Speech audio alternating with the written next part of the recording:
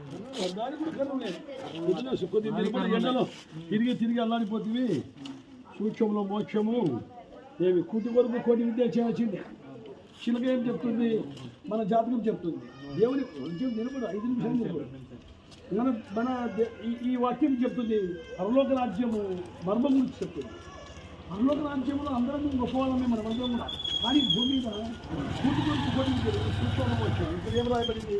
అసతోమ సద్గమయ తమసోమ జ్యోతిర్గమయ. ఏమి జ్యోతిష్యం చెప్తున్నావు? మృత్యువుగా అమృతంగా ఉన్నాయా? రోజు ఉండనే ఉంది. మీ పేరే పేరు శేషాద్రి. బాగా ఆలోచించి చిన్న వయసులోనే బాగా పెద్ద ఇది తీసుకున్నావు. కానీ ఒకటి మాత్రం వాస్తవము, ఏది మనకు మాత్రం తెచ్చిచ్చేవమని. ఇది కులం కాదు, మాత్రం కాదు. ఇది కులం గురించి ఏం చేసుకుంటున్నావు మనకు తెలియదు. కానీ యేసుక్రీస్తు లోకానికి చిలక తాళం ఏది? చిలక తాళం చిలక పోతుంది దగ్గర నాకు తప్పుడు ఎక్కడ